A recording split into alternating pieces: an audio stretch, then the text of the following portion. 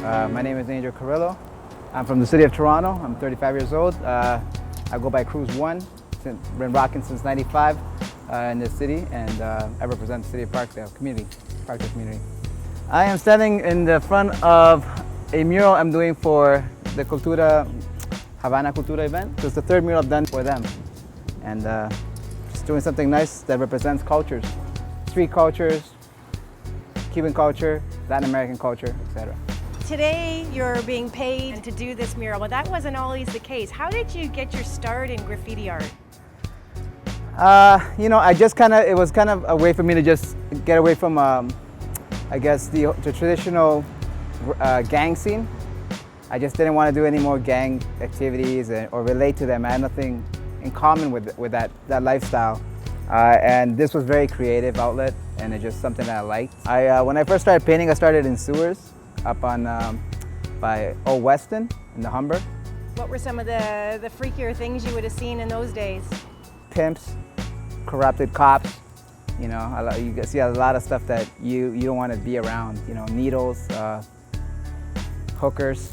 Like if anybody has the same type of confrontations, or has the same scenario where they're near a gang, they live in a projects or whatever. I mean, I ain't no preacher, but do what you need to do. Like if visually graffiti stimulates you, man, explore it, but don't be lazy. You know what I mean? Like go out there and really educate yourself. I went to OCAD and I also went to George Brown. Yeah, I think it's just something I needed to do for self. Just to say I can do it. You know what I mean? And once I get out of it, well, that's it. It's just to say I did it by the rules, but I also do it without the rules. So either way, at the end of the day, skill is skill, and that's all it is. And what is it that draws you now to the art? It's working. I think it's just working with communities, trying to educate them and make them understand that mural itself doesn't have to necessarily be all like scripture. I mean, to me, graffiti is the art of calligraphy, and a lot of people don't understand that.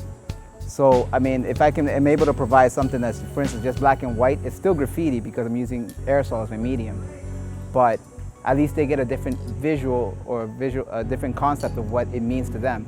You know what I'm saying? It becomes a different meaning to them. And that's why I do it. I do it for that change. That's it. When we look at something that's on a wall, what should we be seeing?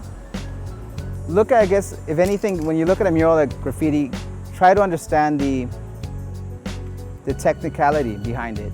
I mean, there's not just the dimension, it's also how the person is able to technically come out with something clean or visually stimulating, right? I guess it's in some ways how you just try to understand the idea that graph doesn't necessarily mean a bunch of colors and a bunch of letters. There's more behind it. There's actual passion behind it, because for every artist that actually rocks a mural, it's costing them money. You know what I mean? As much as it costs the city to erase it, it costs us to put it up. So at the long run, it's us giving you free art so you guys can admire it, and that's really all it is, and it's dedication, because people put so much years in doing this. If this was just a hobby, I would have given up years ago. Toronto alone has its own culture and its history, and a lot of guys just go on it as like it's just pop. And that's not graph. You can be as amazing you want, but you're not graph, you're just pop. And I think a lot of guys, young guys, have to kind of remember that the older guys is the one you have to kind of learn from. And that's why we're still here. Whether I rock one piece a year or 10, I'm still here.